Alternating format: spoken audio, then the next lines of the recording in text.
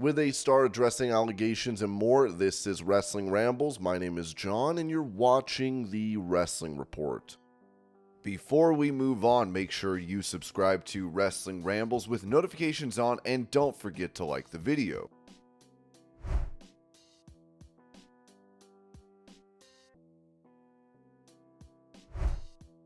For a recap and update on Adam Cole's health, Ringside News said Adam Cole's ankle injury during AEW Grand Slam last year, which resulted in fractures in 3 different places, has greatly disrupted his wrestling plans. Despite undergoing surgery last year, his in-ring return status has been delayed due to the complexity of his injury. Kevin Owens was the first to break the news of Adam Cole's surgery, which was later confirmed. Despite several months passing since the injury, Adam Cole, now known as the Devil and leader of the Undisputed Kingdom, has yet to return to the ring despite no longer needing a wheelchair. According to Dave Meltzer in the Wrestling Observer newsletter, it was reported that due to the complexity of Cole's injury, there is still more time that he will be on the shelf, but the hope is it won't be too long now. Because of the complexity of the injury, there's still a little time left out of action, but he hopes it's not much longer.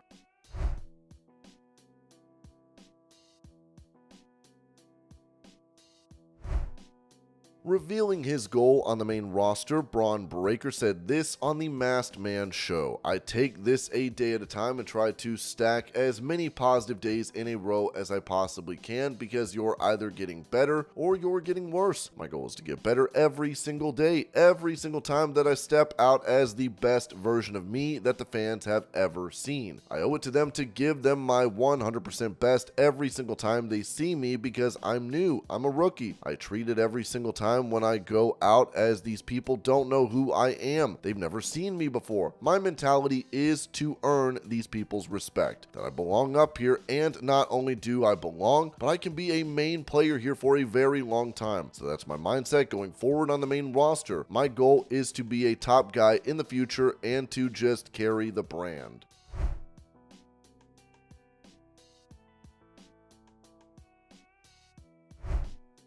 After suffering a loss to Hangman Page in the Owen Hart Cup tournament match on AEW Dynamite, Jeff Jarrett received a standing ovation from fans.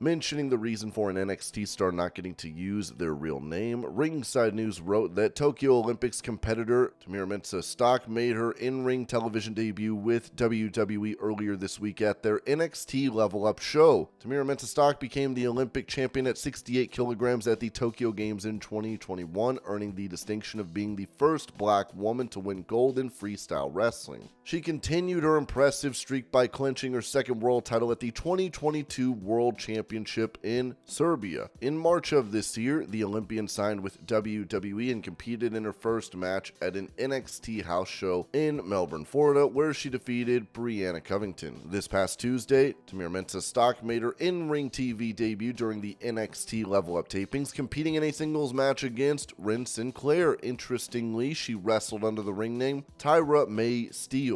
This change in the ring name has sparked curiosity among fans and within the promotion as well. In the latest edition of the Wrestling Observer newsletter, even people within WWE are questioning why she wasn't allowed to use her real name. The feeling is that the average WWE fan doesn't know her name, so they should give her a name they know, unlike with Jade Cargill, where the idea was that the average WWE fan already knows her name and that name has cachet.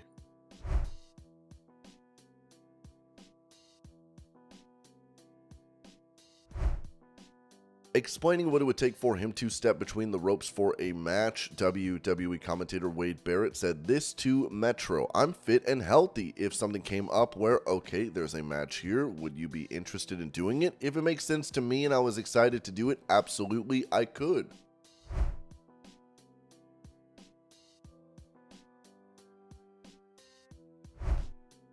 Recalling how he got into contact with WWE NXT star Ethan Page told Talkin' Shop, I ended up being able to leave. Thank you for that. After that, I got a random phone call on a layover and I was like, this is not real. They're like, yes it is. Here's the offer. Does that sound good? I was like, yes, and they hung up. And then someone else called me right after and they're like, did you just speak to so-and-so? Yes, okay, we're gonna need this,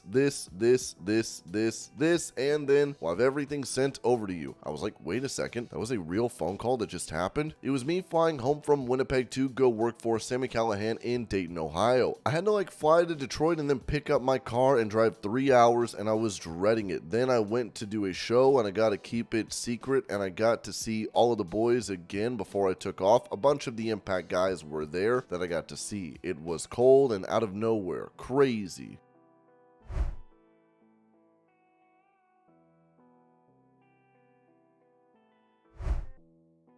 On that same podcast, Ethan Page said this regarding his experiences in NXT in contrast to AEW. Pretty crazy. I went from somewhere that was so chaotic and unorganized to a place that, I'm still learning because I'm still so new here, but this is a machine and it's incredible. It feels good to not feel like I have to do everything myself. To have people that want to see me succeed is kind of mind-blowing. I'm 17 years in, I still feel like, I don't want to say the word green, but like I've essentially had to do everything myself.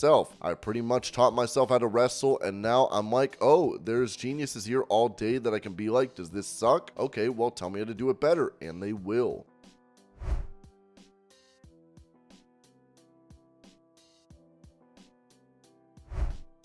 During a trip to Walmart, Grayson Waller would end up taking a shot at Bayley. Since I've been forced to come to Walmart for this appearance, I thought maybe I can pretend to be one of those cringe wrestlers who doesn't know if they're a fan or a worker and have a look at the toy section in Walmart. Let's have a look who they got. Oh, we got an incredible range here at Walmart of the Mattel products. Oh, look at that Bayley. It's nice for them to have the lesser champions on show as well. That's always a good thing. Oh, look at this. Fresh Kurt Angle. You know, maybe one day, if Kurt keeps working, he can be as good a wrestler as Grayson Waller. Who else we got? We got Sami Zayn, Kane. Next, Money in the Bank, Tiffany Stratton there too. All right, just looking for the Grayson Waller figures. Grayson Waller figures. They're sold out, lad.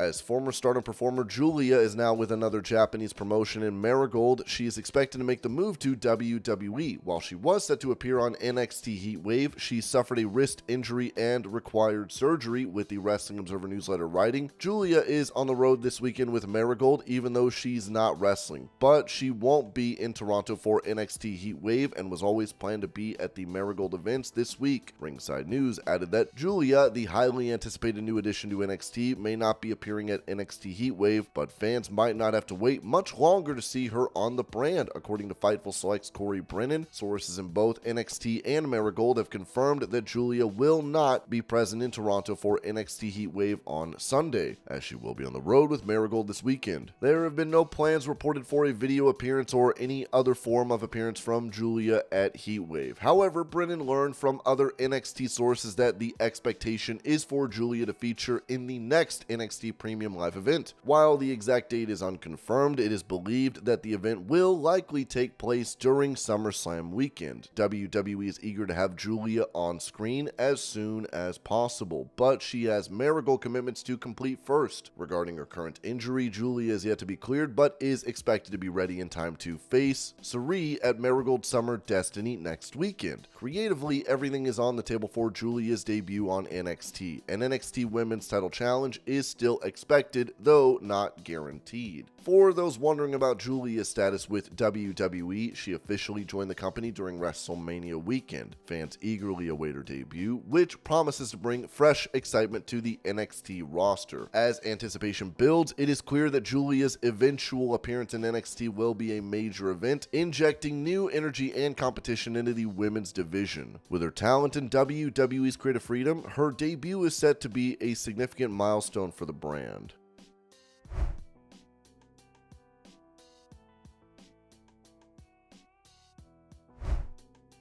Revealing how his recent appearance for CMLL came together, Chris Jericho said this on his podcast. It was a huge surprise this weekend when Corazon de Leon returned to Arena Mexico. I was in Mexico from 92 to 95, and the last time I wrestled in Arena Mexico was September 15th, 1995. It was really cool to go back to Mexico City. And how did that come about? We started working with CMLL in AEW, and when I was going through the transition between the whole Kenny Omega and the Golden Jets, and then Kenny got sick, and then Sammy Guevara and I were kind of a team, and that really didn't work out well, and then Sammy got suspended, so I was doing some Corazon de Leon, working with some luchadors. I had a match with Titan, I had a match with Atlantis Jr., and it started to occur to me that with this new relationship with CMLL and AEW, maybe it'd be cool to go back to Arena Mexico and have a match. In the meantime, the BCC and Matt Sydal, filling in for an injured Wheeler Yuta, went to Arena Mexico and had a match and just had the best time. The crowd was so amazing and everyone was super excited, and it just really kind of opened up my mind completely that it was time to make me return to Arena Mexico. Kind of a full circle. I've wrestled in Mexico since then, a few times with WWE, but it was never in Arena Mexico, which is owned by the Lederoth family, and it's the oldest wrestling company in the world. It's one of the oldest arenas in the world, and they call it the Cathedral of Lucha Libre. So I just started talking to Rocky Romero and letting him know that I was open to going back.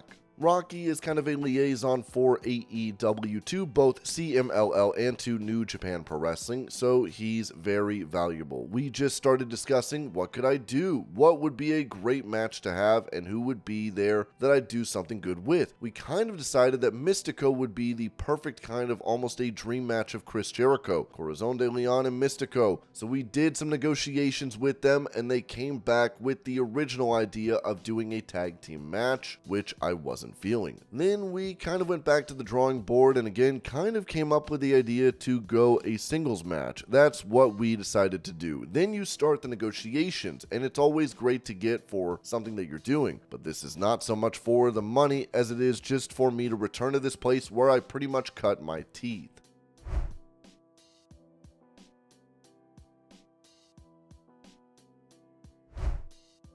Also, Chris Jericho advocated for pro wrestling to be a sport in the Olympics, telling the Blocks podcast, "I've started to really think about how pro wrestling could easily be an Olympic sport because it's an athletic display between two people, much like figure skating or synchronized swimming or anything else that's judged on points. Think about that. So let's say I'm from Canada. Chris Jericho, Kenny Omega, best wrestlers from Canada. We put together our routine. And then you got, Will Ospreay and Michael Oku from England. They put together their routine. Then you got, John Moxley, Bryan Danielson from the United States putting together their routine. Then the judges would say, okay, this was the best. It doesn't matter who wins or loses, like figure skating.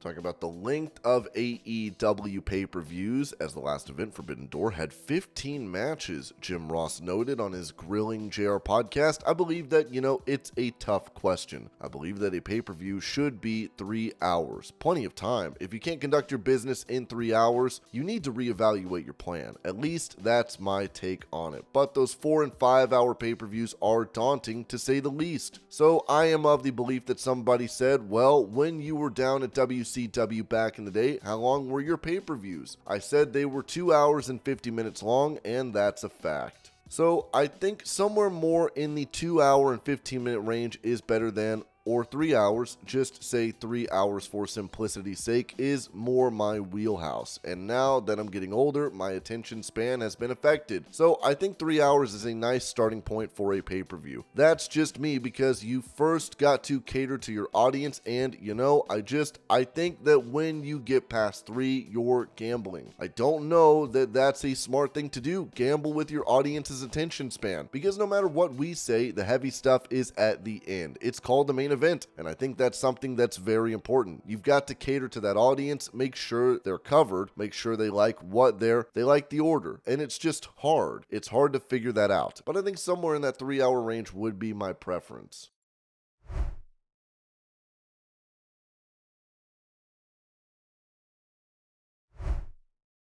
Speaking about the possibility of Shane McMahon joining AEW, Stevie Richards took it a step further and suggested this to the president of the company, Tony Khan, saying on his YouTube channel, "I would go as far as to say try to get Vince McMahon. That would be nuts. You're talking about a guy who has a chip on his shoulder right now. Don't think because he's 77, 78 years old and he walks with a cane and he has a villain mustache that this dude doesn't miss the fight. He's fighting now for a lot of different things in court and legal stuff, but he still has it in him to want to. Just think about that. And that's really, Shane's an outlier at a percentage of probably, I would say, between 10 and 30%. Vince between 1 to 8%, but it's still kind of a cool fantasy booking.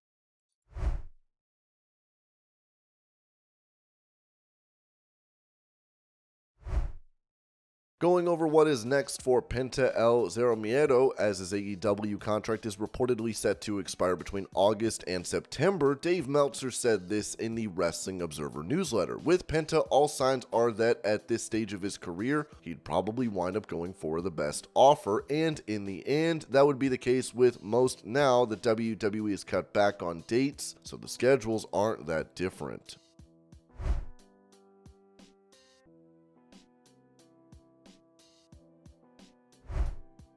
Staying on the topic of contracts in AEW, this was said by Ringside News. Daniel Garcia's AEW contract is set to expire in fall 2024, at least as of earlier this year. If Garcia hasn't re-signed, he could hit free agency at 26 with extensive television experience on ROH and AEW. However, a top AEW figure suggested Garcia might have already re-signed and is expected to stay with the company. The Wrestling Observer newsletter reported that Daniel Garcia's contract is up in October, unless he just signed a new deal. Those who know him don't expect him to be leaving.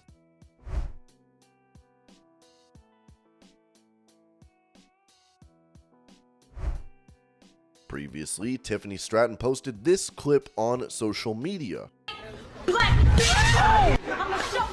This would lead to accusations of racism from fans. While no punishment was ever reported or announced by WWE, Tiffany ended up losing to Bianca Belair on SmackDown in the Queen of the Ring tournament and was absent from WWE programming and even live events or dark matches for 2 weeks after that. She only recently made a return to television, ahead of Money in the Bank, where she will try to win the women's ladder match for the briefcase. She addressed this video and the accusations of racism, telling Unlikely with Adrian Hernandez, "It was an honest mistake. I didn't hear the audio. I had it up for maybe 20 seconds and I deleted it instantly as soon as I heard the audio. It was an honest mistake." And this was your pro wrestling news update. I hope you're all having a great day. Thank you so much for watching, and I will see y'all later.